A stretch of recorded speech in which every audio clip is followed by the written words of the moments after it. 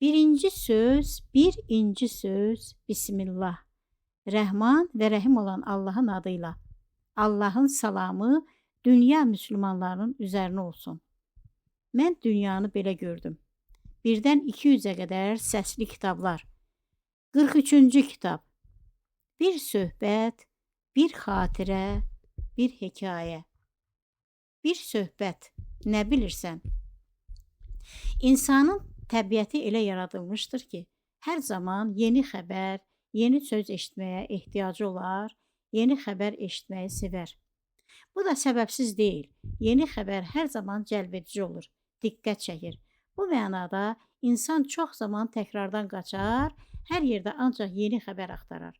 İnsanın təkrar eşitdiyi çox şey var ki, onların təkrarlanması bəzən yersiz və yorucu, bəzən lüzumsuz da görünə bilər. Baxır, mövzu nədir? İnsanı maraqlandıran, yönləndirən, tərbiyə edən, nümunə göstərən mövzular çoxdur, müxtəlifdir. Onların içində bir mövzu da var ki, onun təkrarlanmasına, tez-tez xatırlanmasına çox böyük ehtiyac var. Məsələn, imanla az-çox bağı olan insanlar daima eyni mövzuların, eyni misalların ətrafında dönüb dolaşmalı olurlar ki, bunun da çox ciddi bir səbəbi var. Səbəb də odur ki, bugün ətrafımızda baş verən hər şey, başda din, iman olmaqla bütün insani dəyərlərin yox edilməsinə, əxlaqın pozulmasına, yer kürəsində bir xaosun yaşanmasına yönəlikdir. Kimlərsə göz görə bu dünyaya gəlişimizin də, bu dünyadan gedişimizin də əhəmiyyətini və məqsədini özündə daşıyan ən mühüm mövzuların geri atılmasına, hər gün biraz da qiymətə minən dünya dəyərlərinin altında əzilməsinə, hətta unudulmasına xidmət edirlər. Onlar nəfisləri daha çox məşğul edən, üstəlik sadəcə bu dünyaya aid olan mövzuların qəsdən hər daim önə çəkilməsinə, uzun zaman gündəmdə qalmasına çalışırlar. Səbəb budur. Bəs görəsən məqsəd nədir? Nə qəribədir ki, dünya yaranandan bəri sayını hesabına apara bilməyəcəyimiz qədər qulağımızın eşitdiyi ibrətlər mövcuddur ki, onları ciddiyə alsaydıq, bəlkə də bugün dünyamız bugün də olmazdı. Həyatımız boyu bizə dünya fanidir, bir gün bitəcək, hər kəs bir gün öləcək, hər şey bu dünyada qalacaq. Ölümdən qorxmayın, Allahdan qorxun kimi ifadələr təkrar deyilsə də, insanoğlu yenə də min bir xəbərdarlığa qulağını tıxayır, onların içindən Allahın qoyduğu ən son cizgini seçir, təkcə ondan qorxur, ona dirənəcəyi o son ana qədər öz bildiyini eləyir, yolunun üstündə duran daha vacib, daha əhəmiyyətli digər xəbərdarlıq cizgilərini tapdalaya yoluna davam edir. Halbuki o cizgilərin sadəcə qırmızı rəngdə nişanlanması artıq onların nə qədər təhlükəli bir yerə, nə qədər məhv edici bir sonluğa apardığına dair bir işarədir. Yaşadığımız həyatda harda bir təhlükə varsa, orada bir qırmızı işarə, bir dur əmri olur ki, bizi o yerdən sonra gələn təhlükədən xəbərdar edir. Şuurunu min bir zərərli fikirlərlə pozulmuş insan isə bugün irəli əmri ilə arxasına belə baxmadan öz sonuna doğru koşur. Rastına açan o çizgiləri də görmədən, fərqinə varmadan koşur. Ta ki o son çizgiyə çatana qədər. Halbuki həyatla ölümün arasından keçən o son qırmızı çizgiyə qədər olan məsafədə hələ neçə qırmızı çizgilər də vardı, dur əmrini verən, aşılmaması gərəkən sərhədlər də vardı. Vicdanın, namusun, insafın qırmızı çizgisi, təmizliyin, dürüstlüyün qırmızı çizgisi, əxlaqın, halallığın qırmızı çizgisi və s. və ilaxır. Bunlar o qədər çoxdur ki, bunları saymaqla bitməz. Ancaq bu heç də o demək deyil ki, insan hər günaha o qırmızı çizgiyə çatana qədər yaxınlaşa bilər. Əsla. O qırmızı çizgilər əslində ləyaqətli insanla ləyaqətsiz insanın arasından keçən, onların əxlaqları arasındakı fərqi göstərən çizgilərdir. Ləyaqətli insan bir şeyin doğru olmadığını gendən hiss edər, o yoldan çəkinər. Ləyaqətsiz insan isə əxlaqının başını çoxdan buraxdığından artıq heç nə hiss eləməz, günahlara doğru getdikcə gedər. Məsələnin ən maraqlı yeri də odur ki, bu gözlə görünməyən mənəvi cizgilərin varlığından hər kəs də xəbərdardır. Ən nümunəvi, düz əxlaqlı insan da bunu bilir, ən əxlaqsız, ən pozğun insan da bunu bilir. Səbəb də odur ki, bu bilgi bizim fitrətimizdə, Yəni heç bir insanoğlunun əlinin çatmadığı bir yerdədir. O bilgi bizim ruhumuzdadır ki, oraya heç kimin əli girməz, ünü yetməz. Bir şey var ki, fitrət dediyimiz o ilahi sığorta kimi nə qədər qoruya bilər, yanlış addımlardan nə qədər çəkindirə bilər, bu başqa məsələdir. Çünki doğru yolu seçdiyi üçün daim fitrətin gücünü öz üzərində hiss edərək yanlışlardan qorunan insan başqadır. Əyri yolu seçib, o fitrəti də vicdanın hayqırışları altında eşidilməz edən, bütün qırmızı cizgiləri gözünü qırpmadan bir-bir aşan insan başqa. Birincilər o cizgiləri aşmaqdan qorxduqları halda, ikincilər yalnız son cizgidən, ölümdən qorxurlar. Halbuki bu cizgilərin arasında qorxulmayacaq bir cizgi varsa, o da son cizgidir. Çünki onu aşmaq qaçılmazdır. Çünki o son mütləq hər kəsin başına gələcək. Çünki həyatın sonu ölümdür. Cahil insan isə kitabına günah üstündən günah yazdıra bilən, bütün cizgiləri aşağı-aşağı gedir, bir tək son cizginin vaxtsız gələcəyindən, hətta ümumiyyətlə gələ biləcəyindən həm şübhə edir, həm də qorxur. Nə qədər absurd bir düşüncə tərzi, nə qədər cahil bir qənaət. Gec-tez bir gün mütləq başımıza gələcəyi əvvəlcədən bəlli olan bir şeydən, həm də hər kəsin başına gələcək bir şeydən qorxmağına dəyərmi? Bunun nə mənası var ya da kimə nə xeyri var? Daha məntiqli davranmaq, zamanında qarşına çıxan qırmızı cizgilərə diqqət eləmək, onların aşmaqdan qorunmaq varkən, özünü Allahın yaratdığı digər ağılsız varlıqlar kimi apar, sonra da bu gedişatın sonundan qorx. Halbuki qorxunun əcələ heç faydası da yoxmuş. Biz bugün var səsimizlə nə qədər bu davranış ağıl sahibi insana yaraşan bir şey deyil deyə hayqırsaq da, həyat onu göstərir ki, insanlığın çoxu məhz elə insanlığa yaraşmayan yoldadır və onu bu yoldan çəkindirmək dünyanın ən çətin işidir. Bu səbəbdəndir ki, din xadimləri yenidən başa dönmək, məlum həqiqətləri təkrarlamaq məcburiyyətində qalırlar. Bu yolla cahillərin gözlərini açmağa çalışırlar. Onlar yorulmadan bu yolda təbliğlərinə davam edirlər. Çünki onlar inanırlar ki, hər təkrarın mütləq bir nəticəsi olacaq. Bəlkə bu zəhmət sayəsində onlar daha neçə insanı doğru yola döndərə biləcəklər. Onları xilas etmiş olacaqlar.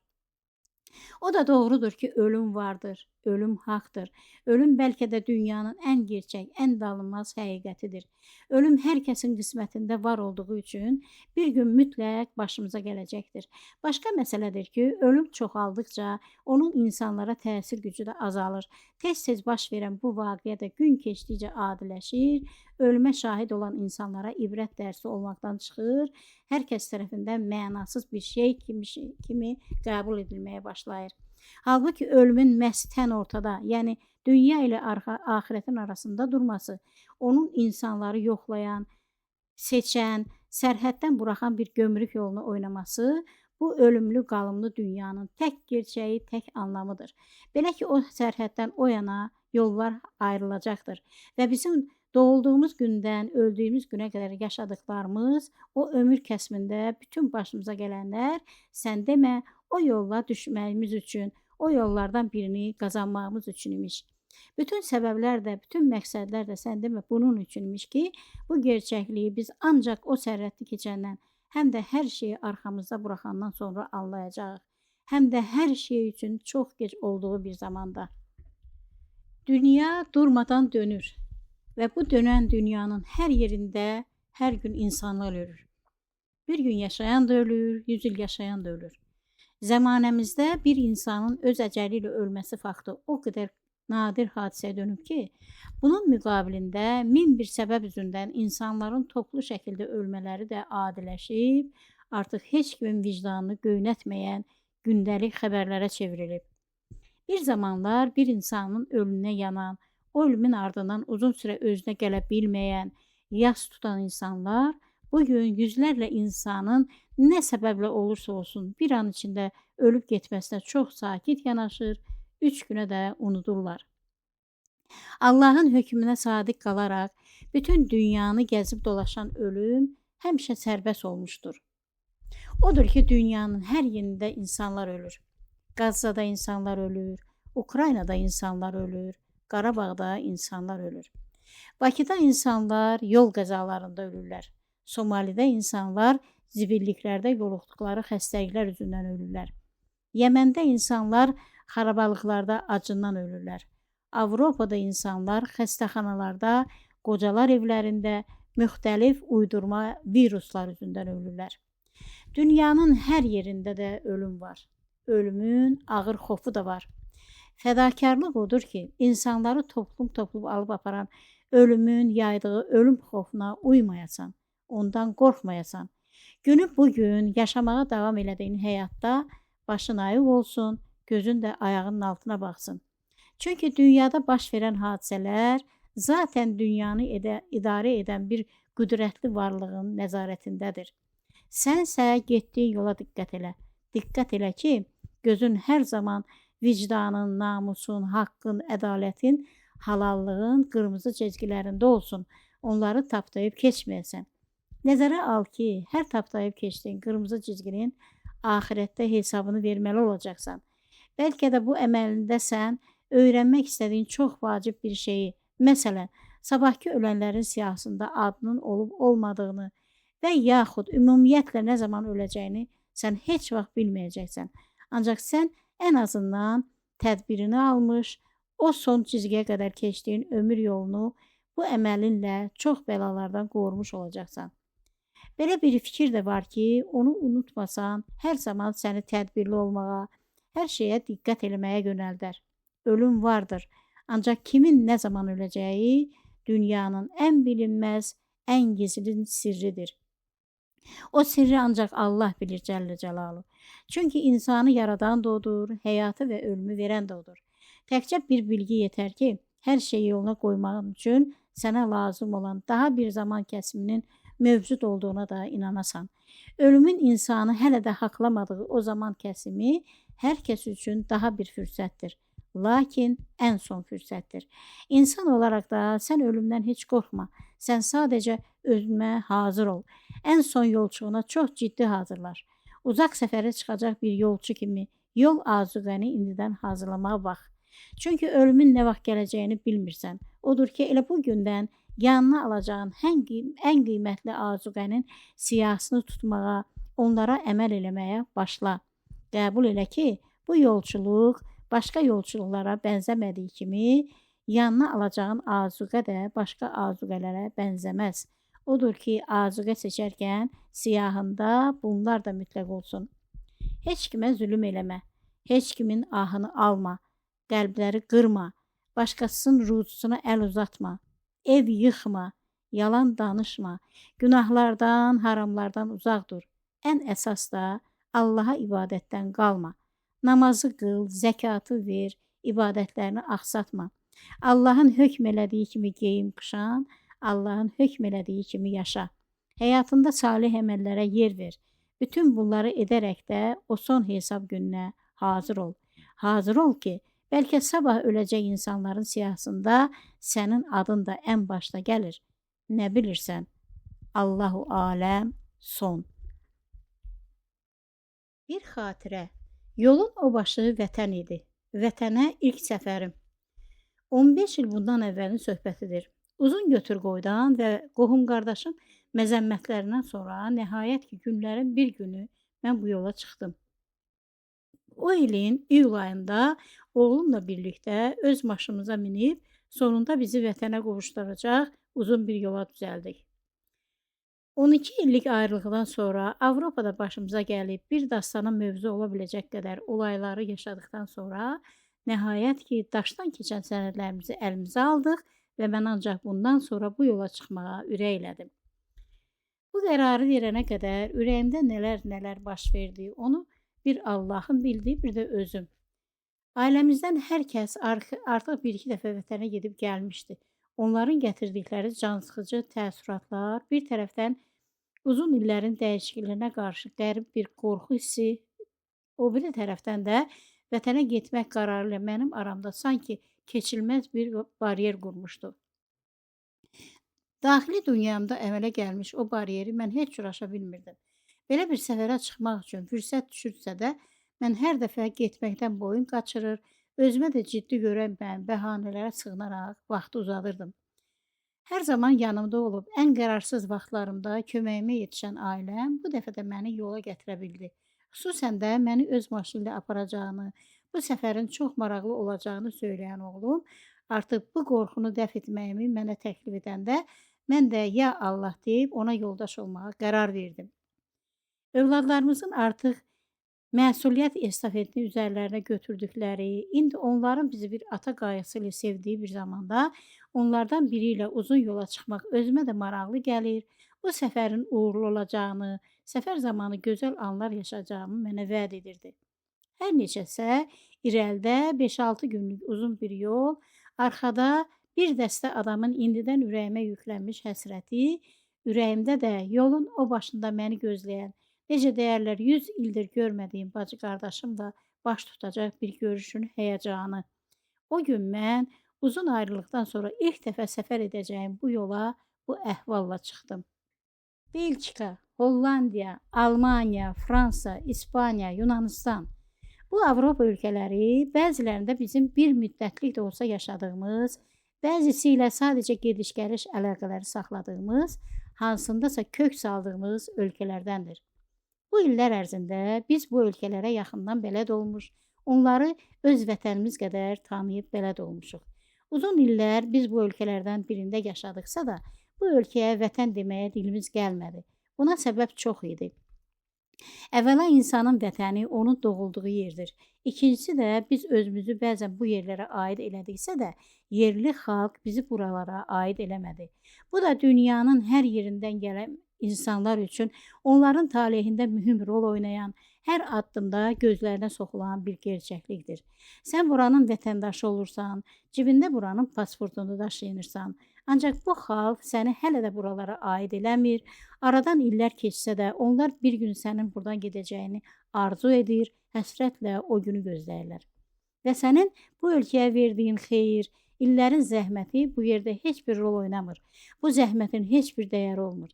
Çünki nasist bir yapıya sahib olan bu xalqlar sənin başqa bir dünyadan gəlmə olduğunu heç vaxt unutmurlar, unutmaq da istəmirlər.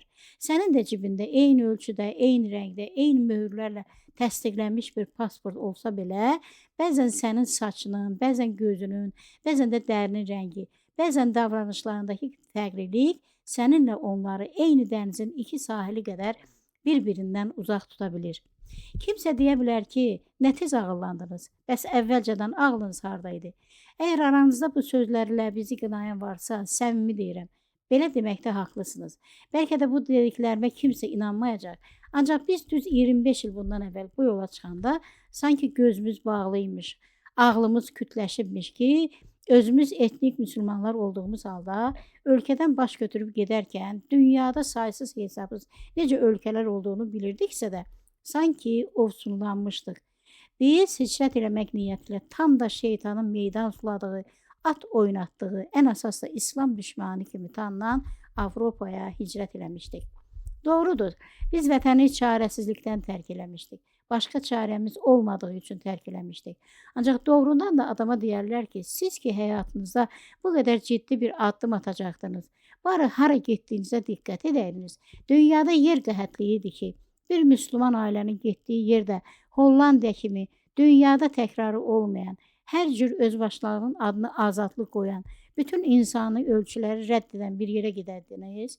Düz sözə nə deyəsən? Halbuki bu gün mənim belə bir irada cavab verməyə sözüm var. Bu gün mən 20 ildir Allahın hökmləri ilə yaşayan bir mümin kimi artıq deyə bilərəm ki, bizi aparan bizim qərarımız deyildi. Bizi aparan qismət idi, alın yazımız idi. Bugün biz hara gəldiyimizin fərqindəyik. Hər şeyi görür, anlayırıq.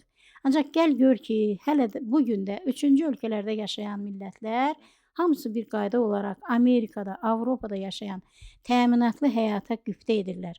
Belə bir yaşayış üçün ağızlarının suyunu axdırlar. Halbuki bəlkə də artıq bəzi gerçəkləri bilməyin, anlamağın vaxtıdır.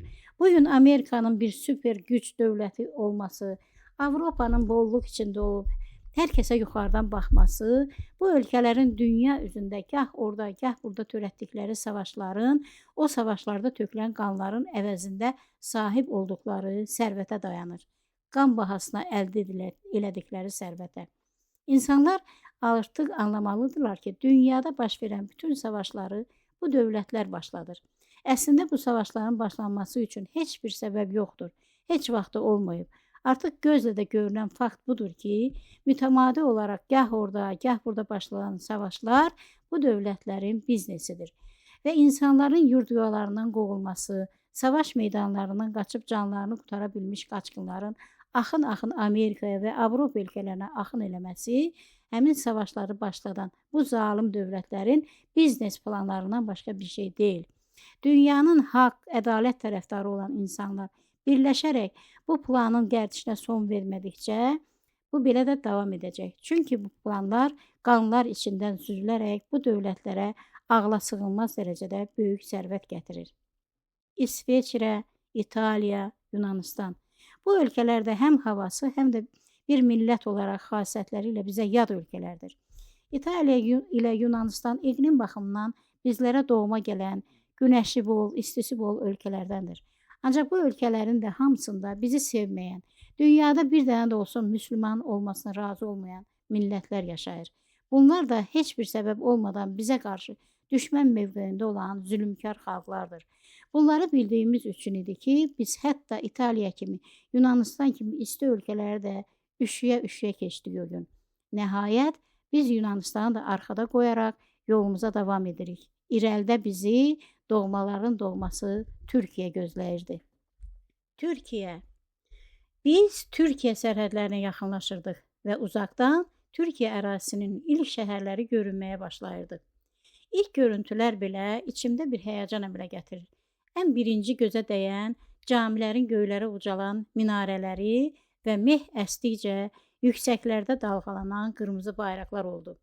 Yamyaşıl təbiətin hüzur verici mənzərəsində al-qırmızı lalələri xatırladan bu bayraqlar gözümə oxşayır, ürəyimə bir doğmalıq gətirir. Sərhədə yaxınlaşdıqca həyəcanım biraz da artır. Bu həyəcan səbəbsiz deyil. Bu ölkənin mənim ürəyimdə yeri bir başqadır. Heç şübhəsiz ki, Türkiyə sevgisi mənim mayamda, xəmirimdə, suyumda vardır. Mən hələ körpə yaşlarımdan bu məhəbbətin gücü ilə yoğrulmuşam. Bu hissin gücündən güc alaraq böyümüşəm. Mən Türkiyəni elə böyük məhəbbətlə sevirəm ki, ondan da artıq mən yalnız öz başı bəlalı vətənim Azərbaycanı sevə bilərəm, sevirəm də. Mən Türk sevgisini rəhmətlik atamdan almışam. Yəni rəhmətlik atam zamanında Türklərlə bizim eyni millət olduğumuzu, başqa-başqa dövlətlərdə yaşasaq da eyni kökdən gəldiyimizi, qardaş olduğumuzu söyləmiş olmasaydı, arzularının qanadında xəyal quraraq bir gün bu qardaşların mütləq bir araya gəlib bir ailə kimi yaşayacaqlarını da bizim beynimizə lap kiçik yaşlarından yerləşdirməsəydi, biz də bugün hər zaman, hər yerdə qanımızın arasına girən türklərin deyil, qanımızı tökən ermənilərin, rusların yanında qardaş axtaranlardan olardıq. Mən Türkiyəni də, Türk millətini də çox sevirəm. Türkiyə çox gözəldir. Türkiyə bu səfər zamanı gördüyüm bütün ölkələrdən gözəldir. Mən gözəllik deyəndə təkcə gördüyüm mənzərələr deyil, eyni zamanda insan qəlbinin gözəlliyini, istiqanlılığını, ünsiyyətə meylliyini nəzərdə tutub deyirəm. Türkiyə çox gözəldir. Gürcüstan. Biz müsəlmanları sevməyən daha bir ölkə. Gürcüstan tarix boyu Azərbaycanın neftini, qazını əldə etmək namına saxtakarlıq edən, bu niyyətlə Azərbaycanın gəlmiş keçmiş bütün rəhbərlərinə yaltaqlanan, onu yemləyən bir ölkənin xalqına qarşı isə əsl düşmən mövqeyi tutan bir ölkədir. Gürcüstan hələ bu gün də neftini, qazını Azərbaycandan alan, həm də nə səbəbləsə havayı alan, Azərbaycanın nefti ilə, qazı ilə ayaqda duran bir ölkədir. Halbuki Gürcüstana aid olan Azərbaycanlıların çoxluq təşkil edəcəyi bölgələrdə məhz Azərbaycanlılar kasıbçılıq çəkir, hər cür dövlət himayəsindən və qayğısından məhrum buraxılırlar. Bunların səbəbini anlamağa çalışaraq yolumuza davam edirik. Ürəyimdə də min bir fikir. Azərbaycan, vətənimiz. Mən vətəndə 10 gün qaldım. 10-ca gün. Bundan artıq qalmağıma ehtiyac qalmadı. Gördükləri, mənə şox yaşadan məqamlar geri dönmək qərarı almağım üçün mənə bəs elədi. Bir zamanlar biz ən çılğın düşüncəli, ən əxlaqı pozuq bir kafirlər ölkəsinə hicrət eləmişdik. Bəlkə biz orada çox çətinlik çəkdik, çox şeylər yaşadıq. Ancaq biz o çətinliyin içində imana gəldik. Allahın yolunu tutduq. Onda biz anladıq ki, bu bizim qismətimiz idi. Bəlkə də qismət bizi bunun üçün ora çəkirmiş. Biz orada pisliklərin içindən keçərək özümüzə yol açdıq. Allahın izni ilə imana gəldik. İslam düşməni bir ölkədə bizim başımıza çox şeylər gəldi. Ancaq biz anladıq ki, bunların hamısı imtahan imiş. Biz o imtahanlardan qalib çıxdıq, əlhəmdülillah. Bura isə bizim vətənimiz idi. Özünə bir müsəlman ölkəsi deyən Azərbaycanda biz gördüklərimizə inana bilmədik. Biz burada dinə qarşı ciddi bir savaş açıldığına şahid olduq. Qadınların başları zorla açılır, kişilərin saqqalları qırxılır. Hər yerdə dinə savaş açılırdı, qadağa qoyulurdu. Biz bugün də Avropada həmin o din düşmənlərimizin arasında yaşayırıq. Sual oluna bilər ki, niyə siz düşmənlərin içində yaşayırsınız? Buna nə ehtiyac, nə məcburiyyət var? Cavab çox sadədir. Biz ona görə burada yaşadığımızı seçdik ki, burada bizim başımızı açan, oğlanların saqqalını qırxan yoxdur. Doğrudur, onlar düşməndir, ancaq onlar bizi təqib eləmirlər. Bizim həyatımıza qarışmırlar, camiləri bağlamırlar. Onlar sadəcə bizim dinimizi qısqanırlar. Çünki İslam geniş yayıldıqca artıq onların sıralarında duran gəncləri də özünə cəlb edir. Dünən kafirlərdən öndə gedən biri bugün məscidlərdə namaz qılanların cərgəsində saf tutur, müsəlmanlarla çiyin-çiyinə namaz qılır. Yeri gələndə bizim dinimizi də cəsarətlə müdafiə edir. Məntiq belədir ki, İslam ki, müsəlmanın həyatının başlıca qayəsidir. Biz də İslamı harda rahat yaşaya biliriksə, orada da kök salıb yaşayırıq. Yetər ki, Allah hər zaman bizimlə olsun. Subhanallah. Allahu aləm. Son. Bir hekayə. İman əhli insanlar. Neçə gün idi ki, xalqın qaşqabağı açılmırdı. Bunun səbəbi də elə bir məsələ idi ki, xalq onu nə bir kəsə deyə bilirdi, nə də özü həll edə bilirdi. Bəlkə də bu məsələnin həlli vardı və bəlkə də bu məsələni həll eləmək istəyən insan üçün bir az cəsarətli, qətiyyətli olmaq yetərdi ki, hər şey həll olunar, hər şey öz yerinə oturardı. Ancaq nə var ki, xalq öz qərarından da əmin deyildi. Onun ürəyini şübhələr didir. Hər il bu vaxtı xaricdə yaşayan qızının, nəvələrinin gələcəyi xəbəri gələn kimi xalqı yersiz, vaxtsız bir üşütmə, bir ürək bağlaması əsir alırdı. Qızı yenə də gələcək, atasını bir sürü əməldə günahkar çıxardacaq, onu uşaq kimi danlayacaq, ürəyinin istəmədiyi əməllərə sövq eləməyə çalışacaqdı. 20 ildən artıq idi ki, ata-qız arasında bu məsələ nə həll olunur, nə də gündəmdən qaldırılırdı. İndi də qızının ailəsi ilə birlikdə gələcəyi xəbəri xalqı nə qədər sevindirirsə də bir o qədər də təşvişə salırdı. Çünki aradan keçən bu 21 ildə Arzu özü kimi imanlı 3 oğul da yetişdirmişdi ki, onlar da analarının fikirlərini dəstəkləyir, həll gəldiklərində babalarını qınayır, ehtiyatla, şirin-şirin məzəmmət edirdilər. Beləcə 20 il idi ki, xalqın evinə hər bahar yazın yerinə qış gəlir, özü ilə soyuq rüzgarlar gətirir, baharın iliq nəfəsinin təbiəti də yuxudan oyatdığı bir mövsümdə o soyuq rüzgarlar xalqın ürəyini üşüdürdü. Hər şey ondan başladı ki, 21 il əvvəl xalq kiçik qızı Arzunu bir Avropalı Azərbaycanlıya ərə verdi. O vaxt xalqın oğlu Həmid də, böyük qızı Sara da artıq evlənmiş, oğul uşaq sahibi olmuşdular. Bu gedişlə də artıq evlənmək sırası evin son beşiyi 20 yaşlı Arzuya çatmışdı. O günə kimi Arzuya elçi gələn çox olmuşdu. Ancaq qız o namizədləri bəyənməmiş, onların elçilərini əliboş qaytarmışdı. Arzu 20 yaşına çatanda ona son bir elçi də gəldi ki, bu da Avropalı bir oğlan idi. Bu xalq üçün elə bir gözlənilməz şey idi ki, ona qalsa bu evliliyə əsla riza verməzdi. Ancaq görünür Allahın təqdiri bu yöndə imiş ki, Arzunun ata evinə bu oğlanın özündən əvvəl xəbəri gəlmişdi. Günlərin bir günü köhnə dostlarından biri xalqa qəribə bir şey danışdı. Dedi ki, onların qonşuluğuna Avropadan bir oğlan gəlib, evlənmək üçün qız axtarır. Dostu oğlanı çox təriflədi. İmkanlı bir gənc olduğunu da qeyd elədi. Ancaq xalqın ağlı bu fikri almadı. Xalq bu xəbərə biraz təəccüb elədi. Oralarda qız yox idimi ki, qız axtarmaq üçün Bakıya gəlib deyə soruşanda, dostu da əlavə elədi ki, bu oğlan iman əhlidir. Hər qızla evlənməz. Xalq bir şey anlamadısa da, bəri başdan belə bir fikri yaxına buraxmadı. Yox canım, ən kiçik, ən sevimli qızımı gözümdən uzağa, həm də o qədər uzağa buraxa bilmərəm deyə söhbəti oradaca bağladı.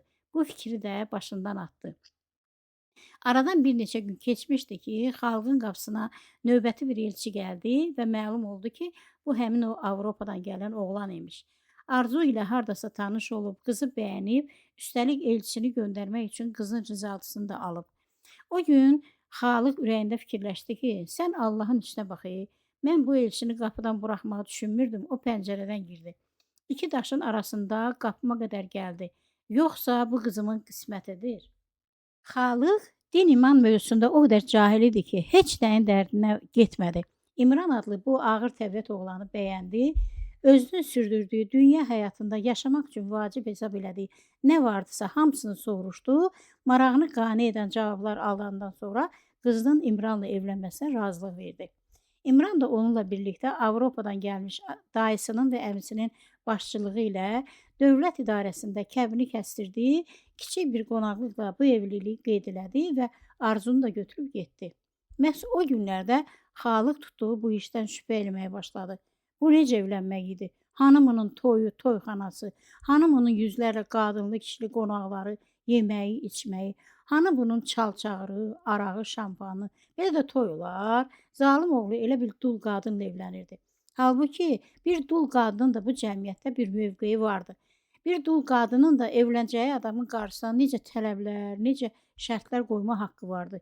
Gör ki, bu Avropalı oğlan necə məharətlə hərəkət elədi, 15 adamla işini yola verdi, alacağını da alıb getdi. Xalıq bu işin belə tez həll olmasının günahını özündə görürdü. Arzuya qıymırdı, onun günahlandırmağa ürəyə gəlmirdi. O aralarda sanki Arzunu ovsunlamışdılar. Gözü İmrandan başqa heç kimi görmədi. Xalıq bunun səbəbinin oğlanın Avropadan gəlmə olmasında görürdü. Ata evindən başqa heç yeri görməyən bir qız üçün bu elə bir cəlbedici detal idi ki, Arzu da məhz buna qiymət verib getmiş olmalıydı. Yoxsa ki, xalqın Arzu qızı kimdən əksik idi? Xalıq bu məsələyə bu gözlə baxdığı üçün qızına da yazığı gəldi. Gəldiyi bu son qənaət də hələ o vaxtdan daş olaraq xalqın ürəyindən asılmışdı. Arzunun getdiyi bircə həftə olmuşdu ki, qız ata evinə bir video göndərdi. Videoda böyük bir məscidin geniş zalında nigah qılınan mərasim keçirilirdi. Zal ortadan pərdə ilə iki yerə ayrılmışdı. Bir tərəfdə kişilər yerdə xalçanın üstündə oturub, görünür o məscidin xocası olan xüsusi geyimli kişinin Quran oxumasını dinləyirdilər. Pərdənin o biri tərəfində də qadınlar, hamısı başı bağlı, təsəttürlü, xalçanın üstündə oturmuşlar. Onlar da Quran dinləyirdilər. Qadınların tən ortasında ağ libaslı, ağ təsəttürlü Arzu oturmuşdu. Bu zərtaxtalı, daşqaşlarla bəzədilmiş abırlı gəlinlik, Bakı əhlinin alışmadığı bir şey olsa da, Bakıda geyilən yarıçılpaq gəlinliklərdən daha samballı görünürdü. Və bu gəlinlik İslamı qayda ilə həyat sürən, iman sahibi qızlar üçün nəzərdə tutulmuş, hər yeri qapalı bir gəlinlik idi. Birazdan Müslüman geyinli İmran yerindən qalxıb qadınlar bölümünə gəldi. Arzunun üzünü duvaqla örtdü, onun qolundan tutub o biri tərəfə apardı. İkisi də xocanın önündə qurulmuş, üstündə Quran-ı Kərim kitabı duran balaca masanın qarşısında bardaş qurub oturdular. Xoca dualar oxudu, evlənməyin İslamdakı anlamından, hökmlərindən bəhs elədi. Ailə həyatında bu hökmlərə uymağın vacibliyini qeyd elədi. Sonra sıra çatdı kəbin kəsməyə. Xoca bir qayda olaraq iman üzrə hərəkət elədi. Hər şeyi dinin tələbəyə uyğun şəkildə yerinə yetirdi. 3 dəfə təkrarladığı suallar bəylə gəlindən 3 dəfə də razılıq cavabı aldı. Gənc evlənənlər verilən suallara müsbət cavab vermişdilər. Son olaraq da xoca kəbini kəsmədən öncə Arzudan evlilik mehri kimi nə istədiyini soruşdu. Arzu da yanında oturan yaşlı qadının qulağına nəsə dedi. Qadın Arzunun istəyini ucadan səsləndirdi. Gəlin xanım mehir kimi evləndiklərinin 2-ci ildə bəyin ona hacca aparmasını istəyir. Yerlərdən maşallah, maşallah, maşallah sədalar ucaldı. Videodakı görüntü xalqın və onun ailəsinin daha çox türk dizilərində gördükləri qayda ilə Arzu ilə İmranın kəbinləri kəsildi, xoca da onları ər-arvad elan elədi. Həmin o videoya baxdıqları müddət ərzində Xalıq və onun ailəsi özlərini bir dizinin, bir nağılın içində hiss elədilər. Halbuki bu bir gerçək İslami nigah törəni idi ki, bircə həftə öncə yola saldıqları Arzunun həqiqi nişan mərasimindən çəkilmişdi. İmran işin böyük qismini ora saxlayırmış. Görünür ona görə Bakıda çox şey ixtisara salmışdı ki, əsl evlilik axtını da orada İslami qayda ilə yerinə yetirmək onun üçün bu qədər vacib imiş. Qısa zaman içində bu video qohum-əqrəba arasında əl-əl gəzdi. Bu videonu izləyən hər kəs gördüklərindən sadəcə ağıllarının alacağı qədər dini məlumatları olduğu qədər paylarını aldılar. Bəyənən az, ağız büzən çox oldu. Hər şey Bakı əhlinə qəribə gəlirdisə də, onların arasında müsəlman əhlinin məhz bu şəkildə evlənməli olduğunu söyləyənlər də tapıldı. Arzunun İmranla Bakıya ilk gəlişi düz bir il sonra oldu. Onlar Bakıda qohumlarını görmək, həm də yay tətilini keçirmək üçün bir aylıq Azərbaycana gəlmişdilər.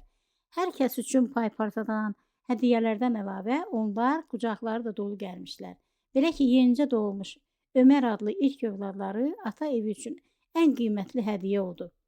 Xalıq bu günü də gördüyünə şükür edir, kiçik qızına yenidən qovuşduğuna çox sevinirdi. Xalıq bir tərəfdən qızı ilə, nəvəsi ilə vaxt keçirdir, bu durumdan məmnun qalırdı.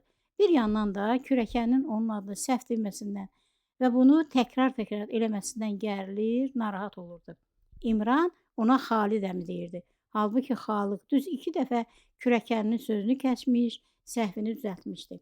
İmran, oğlum, adımı yadında saxla da, yəni bu o qədər çətindir. Mənim adım Xalid deyil axı. Bu nədir ki də bir mənə Xalid deyirsən? Məni öz adımla çağır oğlum, mənim adım Xalıqdır. İmran ona cavab verməyib müəmmalı bir təbəssümlə sözünə davam edirdi.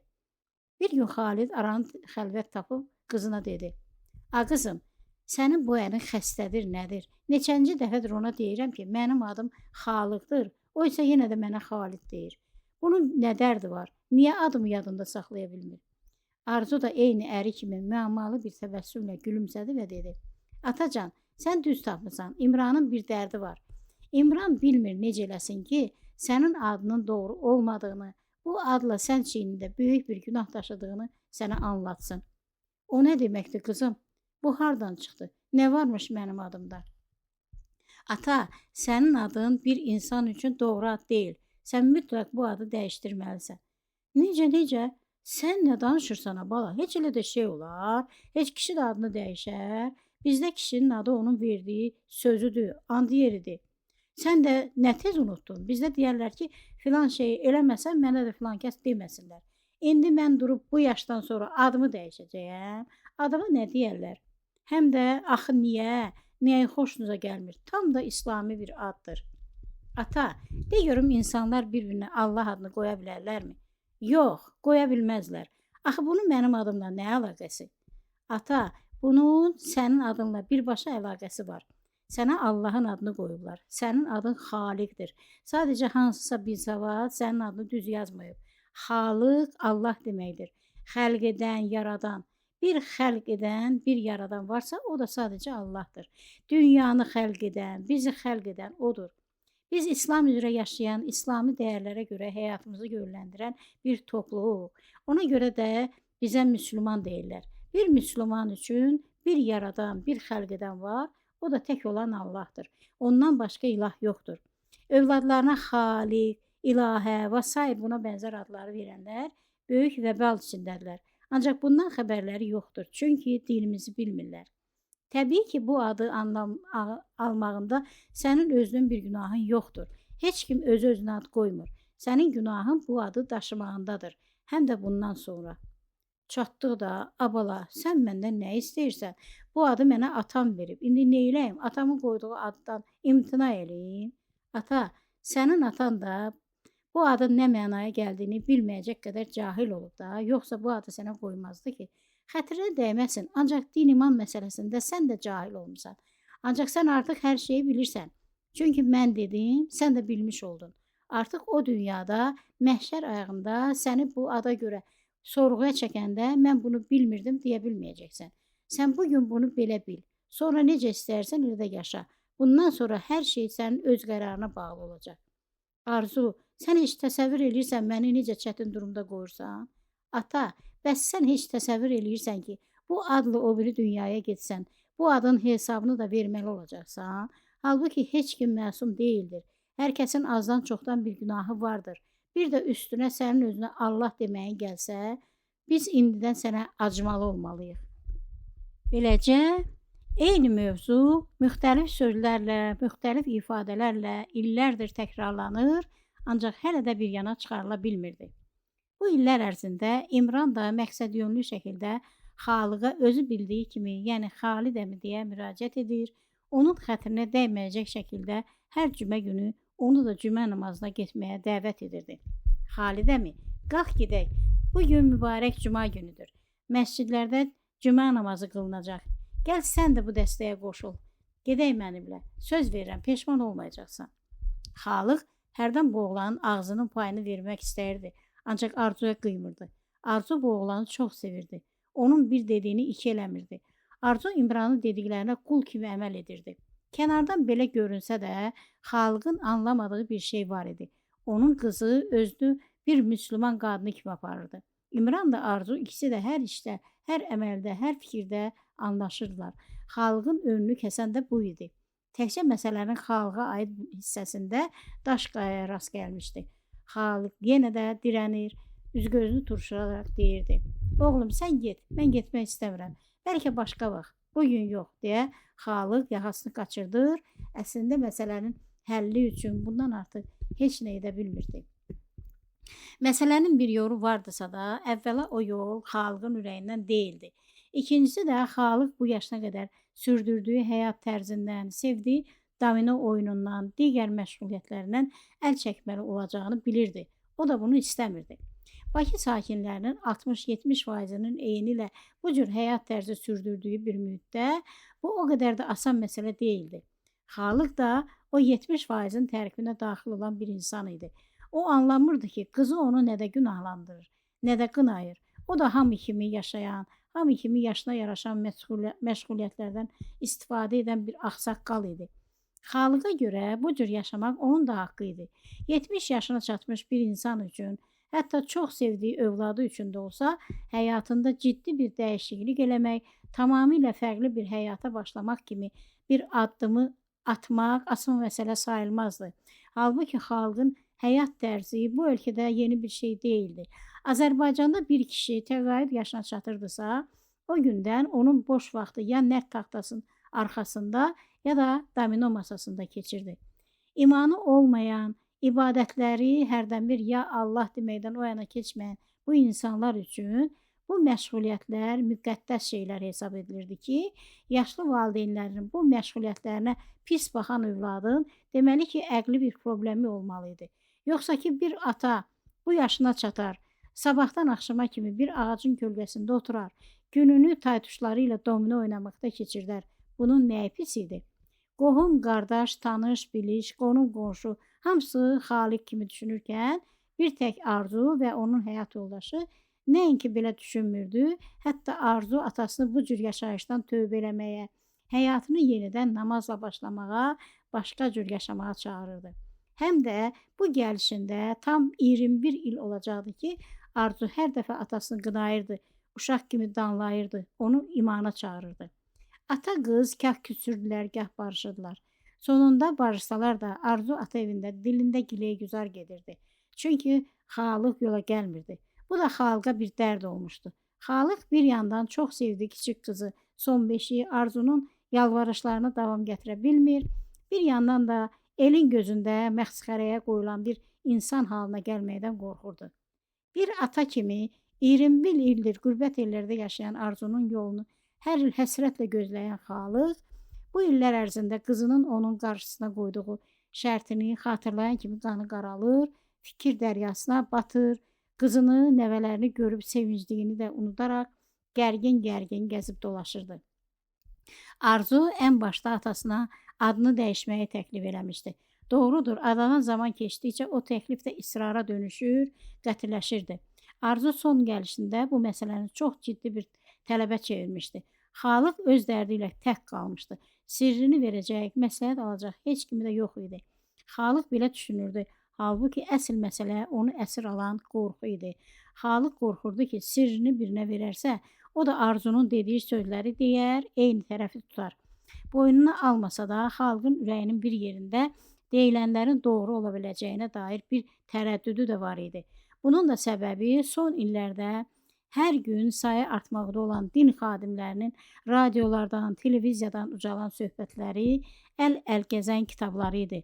Onlar da Arzunun qeyd elədiyi məsələlərdən danışır, insanları dinə, imana, Allahın yoluna dəvət edirdilər. Xalığın həyat yoldaşı Səmayə bu barədə çox az danışırdısa da, o da ərinin halından xəbərdar idi. Xalığın hər il yay girəndə bu hallara düşməsi, tez-tez tutulub açılması Səmayənin gözündən qaçmırdı. O da bilirdi ki, Arzunun sözlərində haqq vardır. Ancaq Səmayə onu da bilirdi ki, YouTube kanallarında can qulağı ilə dinlədiyi, bir söhbətin də qaçırtmadığı Allah bəndə mövzusunu bir gün evlərinin içinə buraxsalar, o mövzu onların da evlərinin içində özünə yer eləsə, hər kəsin içindən keçməli olsa, insanlar buna necə münasibət bəsləyəcəklər? Bütün ailə bunu qəbul edə biləcəkmi? Hər kəs qəbul eləsə də, belə bir həyatı sürdürə biləcəklərmi? Bəs əgər hər kəs onlardan üz çevirsə, bəs əgər onları da izləməyə başlasalar, məsuliyyətə cəlb eləsələr? Səmayə hər gün nələr eşitirdi. Allah bəndə mövzusunda söhbətlər aparan din xadimlərinin başları hər zaman qalda idi. Onları izləyirdilər, hədələyirdilər, həbs edirdilər. Səmayə hələ bu cahil ağlı ilə anlayırdı ki, onların dedikləri gözlərinin önündə yaşanan həyatın özü idi, sözün düzü idi, həqiqətlər idi. Ancaq bax ki, onları danışmağa qoymurdular, onları güdürdülər, dövlət adamları onları hər vəclə susturmağa çalışırdılar. Səmayə bir şey də anlamırdı ki, özlərinə də müsəlman deyən bu məmurların Allahla nə davaları vardı? Axı dindən danışanlar da Allahın hökmlərindən, Allahın əmirlərindən, onun ədalətindən bəhs edirlər. Onlar sadəcə Allahın buyurduğu kimi yaşamağı tövsiyə edirlər. İnsanları haqqa dəvət edirlər.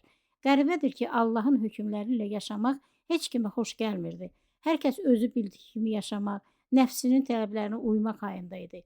Bu isə dinə imana düz gəlmirdi. Rüşvətxor, korrupsioner, dinsiz, imansız məmurlar İslam dinini tamamilə aradan qaldıra bilmədikləri üçün yollarına çıxmasın deyə onu bacardıqları kimi sıxışdırırdılar, görünməz, eşidilməz edirdilər. Bu yolda onlar hər cür qəddarlığa, zalımlığa, özbaşlığa da yol verirdilər. Səmayə bunları düşünür, bundan qorxur. Bir yandan da efirdə gördüyü, söhbətlərindən doymadığı, gənc, yaraşıqlı, ağızlarından dür tökülən o şəvə saqqallı din mənsublarını bir gün görməyəndə havası çatmır, dünya başına dar gəlir, gözünə boş görünürdü. Yaxşı ki, ildə bir dəfə Arzunun özü ilə, ailəsi ilə bərabər bu evə böyük bir bayram, İslami ab-hava, mübarək nəvələr gəlirdi. Səmayənin evinə diniman gəlirdi, xeyir-bərəkət gəlirdi, Allahın nuru gəlirdi. Səmayə o bir ayı sevincindən yerə göyə sığmırdı. Arzugilin bu dəfəki gəlişi Ramazan ayına tuş gəlmişdi. Bu mübarək ayı ailəsi ilə birlikdə keçirmək, ata evinin xalqı ilə birlikdə oruç tutmaq, namaz qılmaq, iftar açmaq Arzunun çoxdankı arzusu idi. Bu dəfə bu gəlişin planı proqramı əvvəldən tutulmuşdu.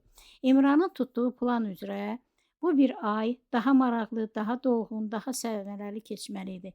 Bu yolda 5 baş ailə əl-ələ verəcək, salih əməllərə yol açmaq niyyəti ilə öz yaxınlarını imana dəvət edəcək, bu nailətləri həyata keçirmək üçün praktik əməllərə də baş vuracaqlar. Niyyət bir ay boyunca böyük bir ailəni oruca, namaza, məscidə keçirilən söhbətlərə alışdırmaq, bir ayın tamamında evlərinə dönərkən arxalarında bir sürü diniman sahibi mübarək insanlar qoyub getmək idi. Xalıq oğlu ilə aeroportda Arzugili qarşılamağa gəlmişdi. Bir müddətdən sonra qapılar açıldı. Öndə İmran, onun ardınca da boy-boya düzülmüş 3 nəfər uzun boylu illəri ilə atalarını da geridə buraxmış yaraşıqlı gənclər qapıda göründülər. Xalıq diqqət elədi ki, gənclərdən ikisi narın saqqallı idi. Bu da İmran kimi şəvə saqqallı bir atadan keçmə bir qərar olmalı idi. Üçüncü oğlan hələ çox gənc idi. Onun üzü uşaq dərisi kimi təmiz idi. Ən arxada noxudu geyimi, noxudu təsəttürü ilə nağıllardan gəlmə mübarək qadınlara xatırladan Arzu gəlirdi. O böyüklükdə aeroportda Arzuya bənzər qadın görmək çox az rast gəlinsə də tam da dinə uymayan bir şəkildə qapanmış qadınlar görmək olardı. Xalqın gözü gördüyü bu gözəlliyi nə qədər sevinirdisə də, ürəyi hər zaman qorxu və həyəcan içində idi. Bu ölkədə bu geyim, bu əxlaq sevilmirdi. bəyənilmirdi. Ona görə də təbliğ də edilmirdi. Bəla burası idi. Gəldiklərinin elə ilk günündən xalqın evində bir canlanma başladı. İmran bütün qohum-əqrabanı dənizkənarı balıq restoranlarından birində bir yerə topladı, ümumi bir görüş keçirtdi. Orada bu bir ayda Ramazan ayını necə keçirəcəklərinə dair qısa xülasə verdi. Hamını onun təklif elədiyi proqrama qeydsiz şərtsiz əməl eləməyə çağırdı. İmran hər şeyi oğlanları ilə birlikdə özünün təşkil edəcəyini söylədi. Hər kəsdən sadəcə vaxta və zamana uymağı xahiş elədi. Xüsusi də qeyd elədi ki, bu onların ailecə niyyətləridir. Heç kim təşkilat işinə qarışmasın. Onlar evdən bu niyyətlə çıxıblar. İmran və Arzu ilk hac ziyarətlərini 20 il əvvəl həyata keçiriblərmiş. Ancaq bu il yenidən övladlarını da yanlarına alıb ailecə təkrar hacca gediblərmiş. Məqsəd övladlarına da farzlardan ən böyüyünü, hac borcunu ödətmək imiş. Nəticədə bura toplaşan qohum-əqrabanın qarşısında öz təklifləri ilə çıxış edən 5 nəfər hacı dayanmışdı. Hacların xahişi yeri çevrilməzdi. Hal belə olunca da hər kəs bu sözlərə hörmətlə yanaşdı, qoyulan şərti qəbul elədi. Ramazan girmədən bir gün əvvəl İmran başda qaynatası olmaq şərti ilə oğlanlarını və Bakıdakı qohum qardaşını da başına yığıb məscidə söhbətə apardı. Xalıq yenə də yaxasını kənara çəkmək istəyirdi ki, Çınar boylu, üzləri yeni-yeni tüklənən Qaragöz nəvələrinin təkidi ilə yola gəlmək məcburiyyətində qaldı. Ömərlə Əli babalarının qoluna girdilər, zarafat eləyə-eləyə onu evdən çıxartdılar. Musa da onlara qoşuldu. Birlikdə məscidə yol aldılar. Onlar məscidə girəndə xalqın ürəyi qulaqlarında vurmağa başladı. Məscid tıklım-tıklım insanlarla dolu idi. İynə atsaydın yerə düşməzdi. Xalq da eyni həyəcanı yaşayırdı. Çünki o da ilk dəfə məscidə gəlirdi. Söhbət başladı.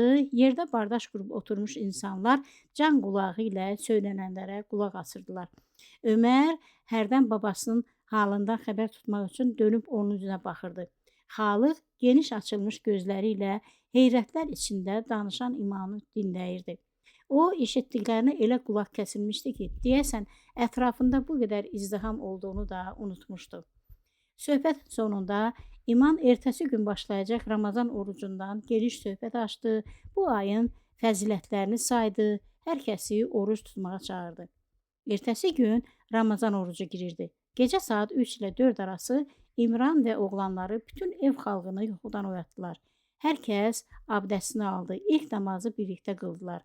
Xalq ancaq Allahu Ekber deyə bildi. İmran ona anlatmışdı ki, başlanğıc üçün bu da yetərlidir. Sonra onlar evlərə yemək daşıyan şirkətlərin qapıya qədər gətirdiyi ləziz yeməkləri qapıdan aldılar, süfrəyə düzdülər, səhur elədilər. Sonra da İmran üzünü xalqa tutub dedi: "Xalidəmi, bu mübarək 11 ayın sultanı olan Ramazan ayında Allahdan sənin bu ilk ibadətlərini də, ilk tutacağın orucunu da qəbul eləməsini arzu edirəm. Biraz çətin olacaq, ancaq mən inanıram ki, sən dünən axşam gördüyün o insanlardan heç birindən geri qalan deyilsən. Sən bu orucun öhdəsindən gələcəksən. Nə zaman çətinə düşsən, qızlarına, oğluna, nəvələrinə bax, təsəlli tap. Bircə onu düşün ki, sən tək deyilsən. Bütün dünya müsəlmanları bu bir ayı oruc tuturlar. Tuturlar ki, Allah da onlara vəd elədiyi mükafatlarını versin. Allah köməyin olsun, Xalidəmi. Unutmadan bir şey də deyim, Xalidəmi. Sən bugünə kimi boynuna ağır bir yük daşıyırdın. O yük sənin adın idi. Mən deyirəm ki, səhər açılan kimi gedək, Allahın izni ilə adını dəyişək, sənə Xalid adını verək. Bax, qaynata, Xalıq Allahın adıdır. Onu kimsə öz üzərinə götürə bilməz. Bunun cəzası var. Mən isə sənə görkəmli sahabilərdən ən cəsuru, ən fədakarı, ən şöhrətlisi Xalid ibn Validin adını yaraşdırıram. Ona İslamın kəskin qılıncı da deyərlərmiş. Bu adı könül rahatlığı ilə al və ləyaqətlə daşı. Sənin bugünə qədər sənəddə keçən adının çox böyük cəzası olacaqdı. Halbuki bu yeni adının olsa ancaq mükafatı olacaq inşallah. İmran sözünü tutdu. İlk başda qaynatasının adını dəyişdi, Xalid qoydu. Bu ad deyəsən Xalidin özünün də qulağına yatdı. Buna səbəb biraz da İmranın verdiyi məlumat idi. Arada Xalid ibn Valid kimi İslamın böyük bir sərkərdəsinin adını daşımaq qədər böyük məsuliyyət də var idi. Ramazan ayı çox maraqlı, hərəkətli, bərəkətli keçirdi. Hamılıqla birlikdə, çətinliklə də olsa, ailecə orucu sürdürə bildilər. Axşamları süfrələr quruldu, yeməklər düzüldü, iftarlar açıldı. Birlikdə keçən bu tədbirlərin hamısı bayram əhvalı, bayram nəfəsli idi. Xalidlə Səmaya da məətəl qalmışlar ki, bu qədər gözəl bir bayramı niyə heç kim bu cür keçirtmirmiş? Niyə unudubmuş? Niyə dinimizin bu qədər gözəl, əhəmiyyətli bayramını unudub da onun yerini Yeni il, 8 Mart, Valentin günü, 1 may bayramı kimi kafirlərin özlərindən uydurduqları bayramlara vermişdilər? Təkcə bu mübarək ayda hər kəs anlaya bilirdi ki, bunların hamısı qəsdən edilmiş şeylər idi. Bu bir ayda təkcə Səmayənin, Xalidin deyil, idraki pas tutmuş ətraf qohumların da pası tökülür, zehni açılırdı. Növbə ilə iftar müsafirliyi də həyata keçirirdi ki, onlardan birində Səmaya hər gün söhbətlərini gözlədiyi imamların, gənc din xadimlərinin bir çoxunu bir gün öz evində iftar süfrəsinin başında gördü. O gün Səmayənin sevincinin həddi hüdudu yox idi. Həmin gün həm də Səmayənin başını bağladığı, hicaba girdiyi gün oldu. O kişilərin süfrəsinə yemək daşımaq niyyəti ilə başını bir bağladı, bir daha heç vaxt açmadı. Halbuki onu kişi məclisinə heç yaxın da buraxmazdılar. Yeniyetmə nəvələri bu işlərin öhdəsindən gəlməkdə çox mahir imişlər. Camilərdə söhbətlər, taravih namazları, iftar qonaqlıqları, birgə namazlar, bunlar hamısı bu mübarək ayının içini dolduran şeylər idi ki, məhz bu ayın sayəsində ilk dəfə kəlmə-i şəhadətini dilə gətirərək imana gələn, dinimizə görə bununla da yeni doğulmuş hesab edilən bu insanlar üçün bu gözəl əməllər bundan sonra onların yeni həyatlarının başlıca məsuliyyətlərinə çevriləcəkdir. Xalid də başqa bir insan olmuşdu. Onun artıq domino oynamağa, nərd oynamağa nə haqqı çatırdı, nə də baxdı. O artıq başqa biri olmuşdu, Xalid olmuşdu. Xalidin isə günü namazda, niyazda, məsciddəki söhbətlərdə keçirdi. Məhəllədə başda onu şübhə ilə izləyənlərin bəziləri artıq ona qoşulmuş, Xalidin getdiyi yolu tutmuşlar. Bəziləri də nəsə fikirləşir, hələ ki bir qərara gələ bilmirdilər. İmran deyirdi ki, həmin o insanlar Xalid əminin savab kisələrdir. Deyirdi ki, onların sayı nə qədər çox olarsa, Xalid əminin savabı da bir o qədər artar. İmran hələ hacda niyyət eləmişdi ki, evə dönəndən sonra qohumlarını başına yığıb bir qurban da vətəndə kəsəcək. Son günlərdən birində İmran niyyət elədiyi o qurbanı da kəsdi, ətin yarısını payladı, yarısını da kebab çəkərək qohum əqrabasının başına yığdı. Mübarək Ramazan ayı artıq bitmişdi. İmran ailəsi ilə evə geri dönürdü. Uçaqda yan-yana oturmuş övladları hələ heç üstünə toz qonmamış Bakı xatirələrini yada salırdılar. Oğlanların hər biri nəyi daha çox bəyəndiyini deyirdi. Musa arxadan atasını dürtmələyərək dedi: "Ata, məncə bu səfərimizin ən gözəl anı sənin Xalıq babamdan Xalid baba düzəltməyin oldu." İmran təbəssümlə geri boylanıb dedi: "Doğru dedin. Ən qiymətlisi o idi. Çünki biz babanızı böyük bir günahdan qurtardıq. Ancaq ümumilikdə biz evdən çıxarkən nəyi niyyət eləmişdiksə, çox şükür ki, hamısını həyata keçirdə bildik. Əlhəmdülillah. Arxamızda bir kənd yeni imana gəlmiş insanlar buraxdıq ki, onların sayı hər gün artacaq. Bu da bizim niyyətimiz idi. Allah savaba yazsın." Oğlanlar bir ağızdan bu duanı tək bir amin kəlməsi ilə möhürlədilər. Amin. İlk dəfə başına gələn bu Ramazan olayından sonra Xalidin ürəyi köksünə sığmırdı. Ürəyi də bir yana qalsın, özü də yerə göyə sığmırdı. Bu bircə ay müddətində yaşadıkları yeni davranışlar, tanış olub aralarına qatıldığı yeni insanlar, iman gücünün gətirdiyi rahatlıq, əminlik, bunlar hamısı yeni bir insan üçün yeni yaşamağa başladığı dəyərli şeylər idi. Xalid olduğundan bəri iki fərqli hissin əlində qalmışdı.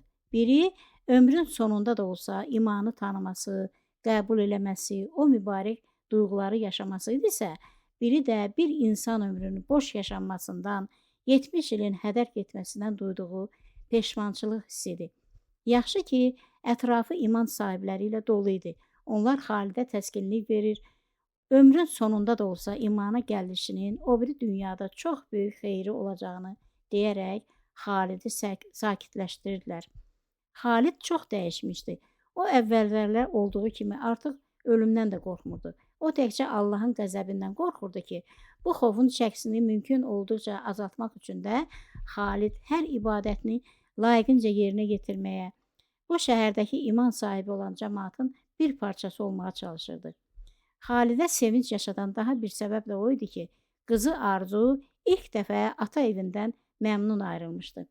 Xalid özünə söz verdi ki, yaraşıqlı, qaragöz nəvələrinin də, qürbət ellərdə ömür sürən vəfalı kiçik qızı Arzunun da, ləyaqətli kürəkəni İmranın da zəhmətini boşa çıxartmayacaq.